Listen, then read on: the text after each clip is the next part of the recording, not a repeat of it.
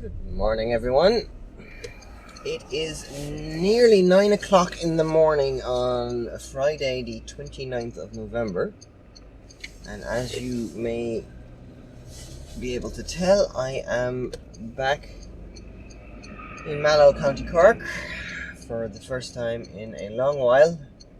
Well, for longer than a few days, because sadly the reason why we were in Dublin is no longer there. My daughter Alice died about 2 weeks ago now, and we've been trying to pick up the pieces of our lives. 2019, for one way or another, will be a year we won't forget in a hurry. Today, I plan on shooting 3 videos. The first video being a small video basically announcing Alice's passing. After speaking to several people, including Evie Nick, who you might remember and might follow indeed, and if you don't, please do. He suggested that a good way of announcing Alice's passing would be to go back to the same beach where I announced my wife being pregnant. And I thought that was a great idea. The problem is that it's November and the weather here has been quite bad. So today is probably the first day where the weather is relatively okay. It's meant to be pretty nice up in Kerry, although I looked at the weather radar and there was still some rain clouds over there, but we'll see. So that'll be my first video for today. The second video that I was thinking whilst I was down in that area, one of the videos that I've been meaning to make is another episode of The Passenger, which is basically my series of showing off nice pieces in Ireland.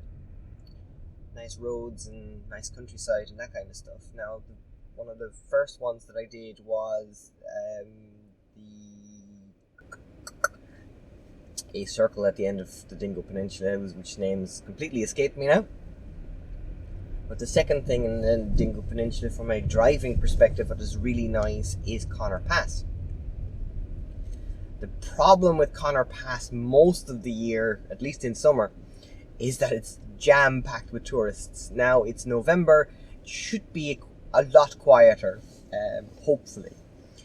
And so I'm hoping to actually do a full drive of Conor Pass, coming from the Dingle direction going towards Bandon. It's, in my view, the best route to do. Coming from the other side, you're up against the cliff, and you don't get as much appreciation of the height that you're at as if you were actually on the edge as such, which is where I will be. I'm looking forward to that one. It's a really, really nice drive. And then the third video is the one you're currently watching, which is basically a behind the scenes or a making of, whatever you want to call it. Because I don't actually want to not show you guys the effort it takes to actually do a video like that. The other thing I also want to show you guys is a small change that has been happening in Ireland in the since about 2 weeks, since Monday the 18th, I think, and that is that the fast charge points in Ireland run by ESB e-cars are now no longer free to use, which I welcome. Now, of course, it makes my journeys more expensive, but on the flip side, it also means that the vast majority of the time, the chargers are actually free to use and, available, which is nice when you're trying to drive. The last while, as you saw in one of my previous videos, is that it got really busy at the fast chargers, and particularly, well, in my case, I'm only interested in the AC points, because, people with plug-in hybrids, people with slower charging electric cars started using the Type 2, because every car now comes with a Type 2 plug, thinking they would keep the fast charger free for other people to use, not realizing that the third plug on the fast charger actually is a fast charger for some lucky people like me. Thankfully that has all stopped, because the way the pricing is at the moment is it's 20, there's an introductory offer for people who've signed up. It is now 29 cents per kilowatt hour provided, and I think after a year, if you want to, they'll have 2 subscription plans: a pay as you go with a slightly higher kilowatt hour rate, and a monthly subscription of €5 with the slightly lower per kilowatt hour rate. So it'll be interesting to see what happens, but I for one welcome it, and I still think it's cheaper than diesel. It is cheaper. It's a much nicer drive, and all in all, I'm not going to be changing my Zoe back to a diesel ever. If I were to change my Zoe, it'll be for another, well, hopefully another Zoe, but we'll see. So, first stop, Killarney.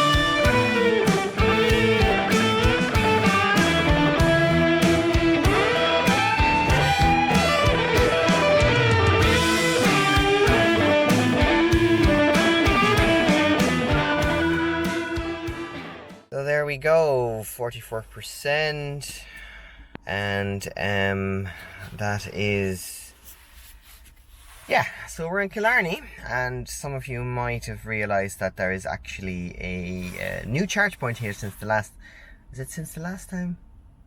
I don't know, but there used to be a different charge point here. They've since upgraded, and I'm hopeful that it'll actually continue to work. It has caused me issues before. But as you saw, there was nobody here because the charge points are no longer free to use. It's absolutely brilliant. I know people were always saying that, they didn't want the charge points not to be free because it was a lack of incentive or that kind of stuff. But it's very convenient to actually have them available. Okay, I'm gonna grab some tea and use the bathroom, and I'll probably give this about a half an hour. I need a pretty decent charge to make sure I can actually make it across the Conor Pass to Tralee, because if the charge point in Dingle itself is either blocked or not working or in use, then I'm in a little bit of trouble. So let's give this as much charge as I can get, and we'll see you guys later.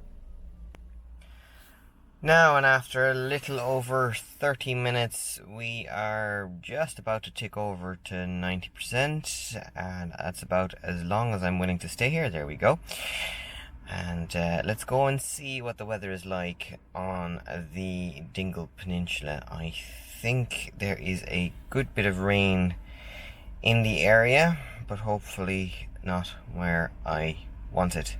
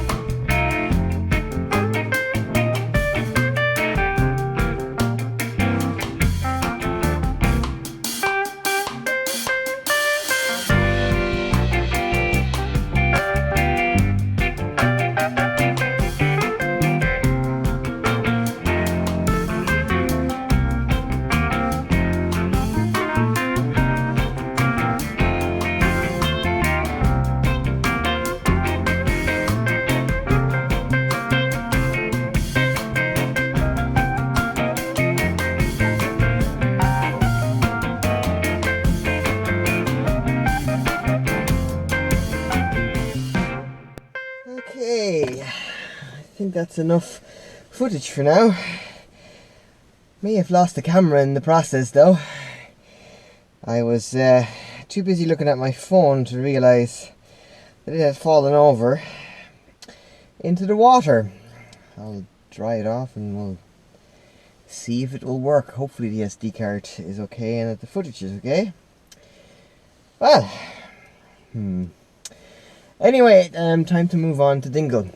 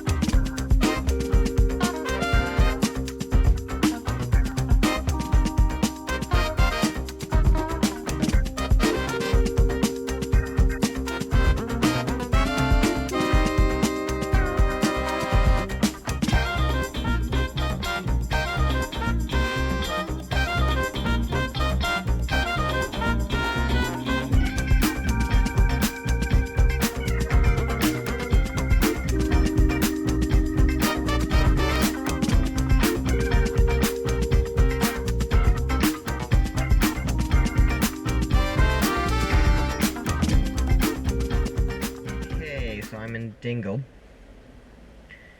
Problem is that the charger here is there's apparently only one side working. There's a leaf currently plugged in. There's another leaf parked next to it, hoping to charge to get him home.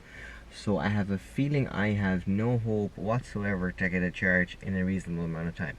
Now, I currently have 64 kilometers estimate range.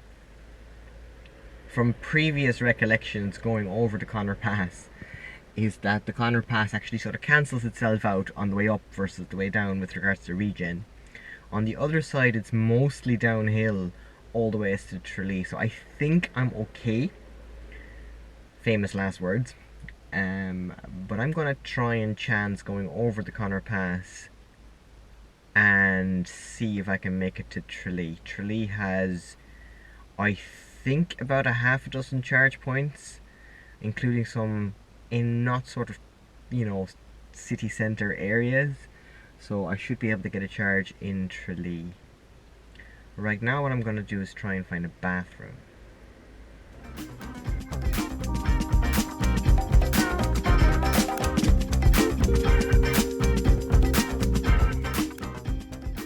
Okay, top of Conor Pass, 42 kilometers left. Look at that view, beautiful. Time to go a little bit downhill, just a tiny little bit.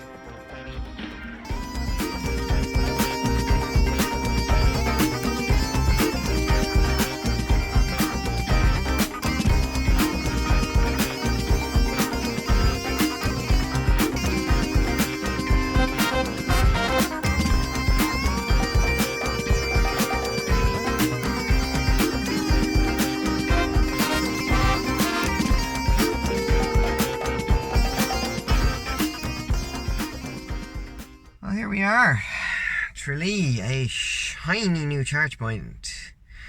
It's the first time I've actually used one of those. Anyway, so that wasn't too bad. The weather was great up there. So that's me back in Tralee. I guess I'll give it about an hour. I'll need about an hour to get the charge that I need to get home, which gives me time to do some shopping. Since I'm going back to the home county of Kerry, I got a shopping list from my wife for a few things. So let's go and get that, and hopefully in the meantime this car will be finished charging. Now, in a little over 1 hour later, we're at 93%. That should be plenty to get me home. Now the question is, will I take the country road or will I go back through Killarney, which is a slight bit better road, especially in the dark. And the daylight is fading fast.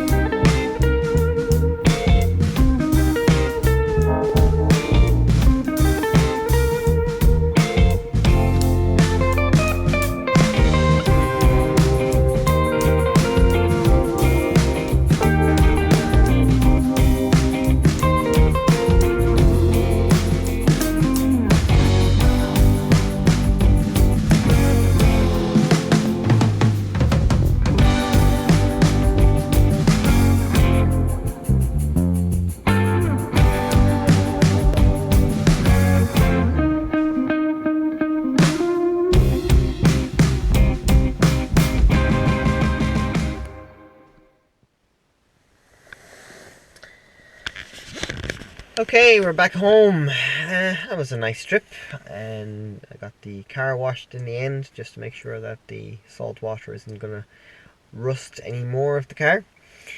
So yeah, as you saw, it was 282.8 kilometers. Average speed was only 49 kilometers per hour. It was a pretty slow trip, but it was fun. So I guess that is it for this video. I guess normal programming will resume in 2020 as we try and move on from the relative disaster that was 2019, and we'll see what the future holds. Yeah, see you guys next year. Enjoy the festivities of Christmas and New Year's, and we will see you guys on the other side.